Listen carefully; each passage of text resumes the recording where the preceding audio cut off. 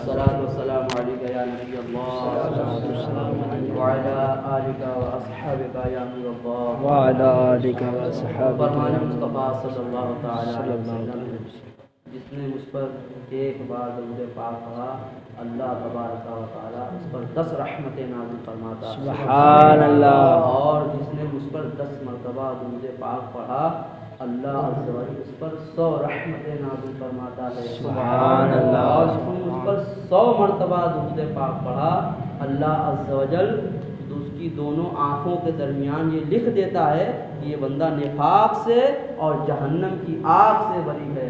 سبحان اللہ. صلو علی الحبیب صلی اللہ تعالی علی محمد. حضرت سیدنا ابن عباس رضی اللہ تعالی عنہ سے مروی ہے ایک مرتبہ حضرت سیدنا عیسیٰ علی نبینا علیہ الصلوۃ والسلام بہت سے لوگوں کو لے کر بارش کی دعا کرنے کے لیے تشریف لے جا رہے تھے. اچانک وہی نازل ہوئی جب تک تمہارے ساتھ وہی نازل ہوئی اور وہی کے اندر یہ بتایا گیا کہ جب تک تمہارے ساتھ گناہگار لوگ موجود ہیں بارش نہیں برسائی جائے گی. چنانچہ حضرت عیسیٰ علیہ السلام نے یہ اعلان کر دیا تم میں سے جو گناہگار ہے وہ سب کے سب چلے جائیں. جس نے کوئی گناہ کیا ہو وہ ہمارے ساتھ ہرگز نہ رکے. یہ سن کر تمام لوگ واپس چلے گئے. لیکن ایک شخص ایسا بھی تھا جس کی ایک آنکھ ضائع ہو چکی تھی برباد ہو چکی تھی ایک آنکھ سے وہ معذور تھا. حضرت عیسیٰ علیہ السلام نے اس سے دریافت فرمایا تم واپس کیوں نہیں گئے؟ وہ شخص عرض گزار ہوا یا روح اللہ یا کلمت اللہ میں نے لمحہ بھر بھی اللہ عز و جل کی نافرمانی نہیں کی. البتہ ایک مرتبہ بالقصد قصداً جان بوجھ کر میری نظر ایک اجنبی عورت کے پاؤں پر پڑ گئی تھی. اپنے اس فعل پر اپنے اس عمل بد پر میں بہت شرمندہ ہوا. میں اپنی سیدھی آنکھ نکال پھینکی. بندے نے اپنے اس عمل شر پر اس عمل بد پر اتنا شرمندہ ہوا کہ اس نے ایک آنکھ نکال کر پھینک دی. اس کے بعد ایک مرتبہ اس نے کہا فرمایا کہ میں نے اس فعل پر بہت شرمندہ ہوا اور اپنی سیدھی آنکھ نکال کر پھینک دی. خدا عز و جل کی قسم اگر میری دوسری آنکھ ایسی خطا کرتی تو میں اسے بھی نکال پھینک دیتا. اللہ اکبر کبیرہ. یہ سن کر حضرت سیدنا عیسیٰ علیہ السلام رونے لگے.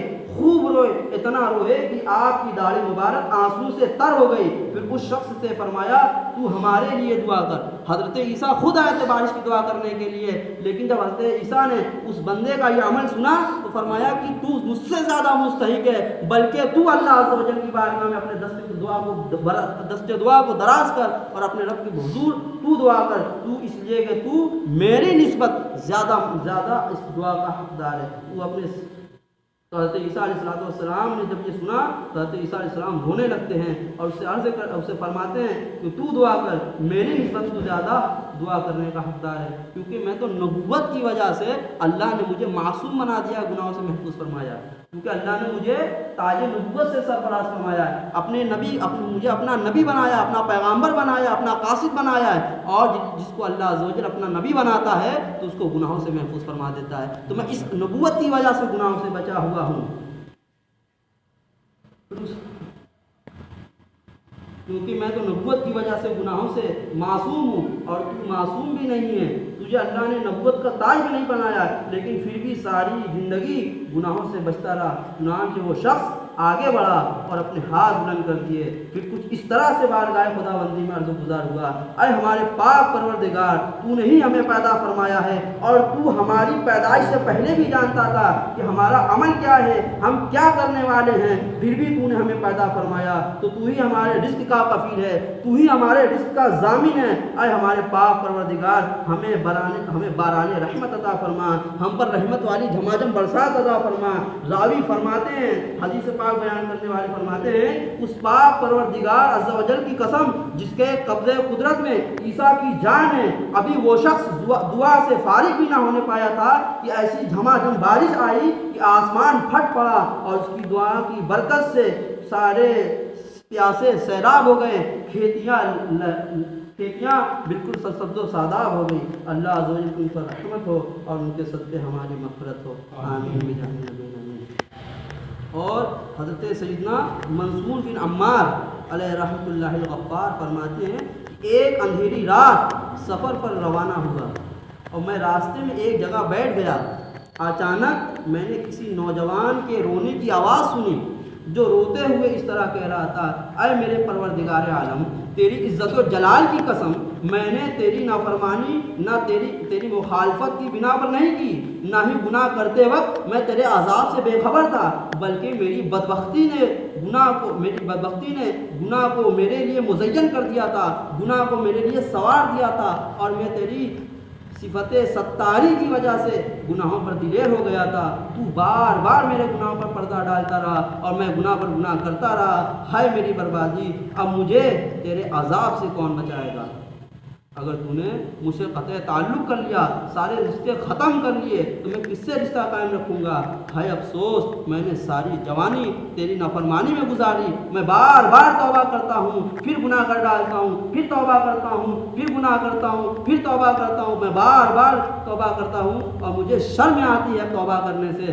حضرت سیدنا منصور بن عمار فرماتے ہیں اس نوجوان کی گریہ وزاری سن کر میں نے قرآن پاک کی یہ آیت کریمہ تلاوت فرمائی. یا ایھا الذین آمنوا قوا انفسکم واہلیکم نارا وقودھا الناس والحجارہ وعلیہا ملائکۃ غلاظ شداد. ترجمہ کنز الایمان اے ایمان والوں اپنی جانوں اور اپنے گھر والوں کو آگ سے بچا لو جس آگ کا ایندھن آدمی اور پتھر ہے. اس پر سخت طاقتور فرشتے مقرر ہیں. جب میں نے یہ آیت کریمہ تلاوت کی تو مجھے ایک چیخ سنائی دی اور پھر خاموشی طاری ہو گئی.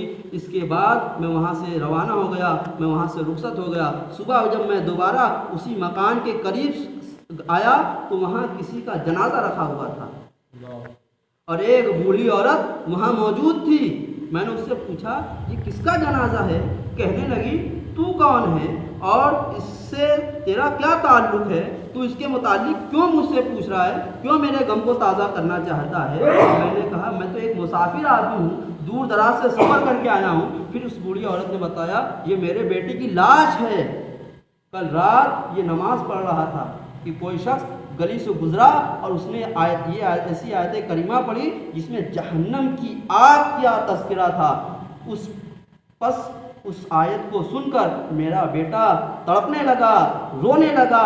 روتے روتے اتنا رویا اس آیت کریمہ کو سن کر اتنا رویا اللہ عز و جل کے عذاب سے کہ اس کی روح قفس منصوری سے پرواز کر گئی. یہ سن کر حضرت سیدنا منصور بن عمار وہاں سے چلے آئے اور اپنے آپ کو مخاطب کر کے فرمانے لگے اے ابن عمار ایسے ہوتے ہیں خدا کے ڈرنے والے. اللہ اکبر.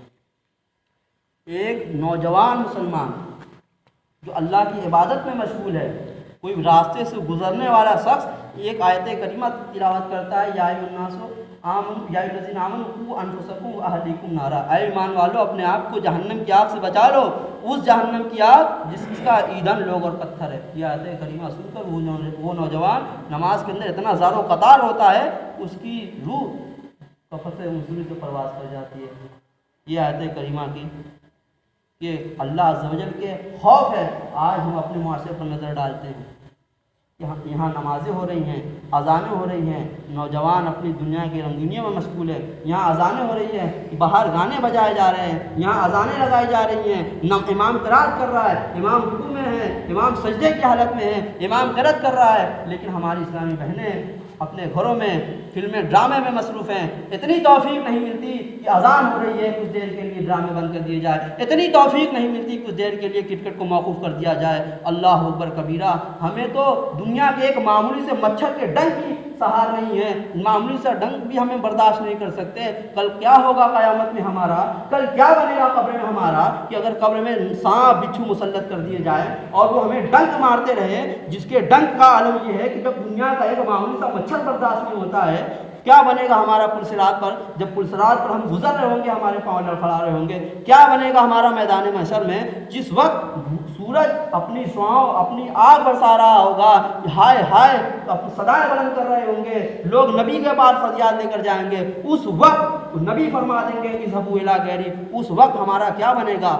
آج ہم 5-10 منٹ کے لیے مسجد میں آ کر نماز 2 رکعت نماز ادا نہیں کر سکتے ہیں, ہم دوسرے کو نیکی کی دعوت دینے کے لیے جا سکتے ہیں, ہم دوسرے کو برائی سے نہیں بچا سکتے ہیں. اللہ والے کیسے ہوا کرتے تھے کہ آیت کریمہ سنتے تھے, اس کا پس منظر اپنی نگاہوں کے سامنے رکھتے تھے اور خوف خدا سے لڑنے لگتے تھے. یہ ایسے ہوتے ہیں اللہ اکبر, اللہ اکبر, ایسے ہوتے ہیں اللہ والے. دعا ہے کہ پروردگار عالم ہم سب کو کہنے سننے سے زیادہ عمل کرنے کی توفیق عطا فرما. مولا کریم ہم پر ہمارے والدین کے بے حساب مغفرت فرما, اہل محلہ پر خیر و برکت کی برسات نازل فرما. مولا کریم اس علاقے کے نوجوانوں کو مسجد میں آنے کی توفیق عطا فرما اور ان پر استقامت عطا فرما اور انہیں خوب نماز پنجگانہ جماعت کے ساتھ پڑھنے کی توفیق عطا فرما. آمین بجاہ النبی الامین صلی اللہ تعالی. مصافحہ فرما لیجیے, مصافحہ فرمانا.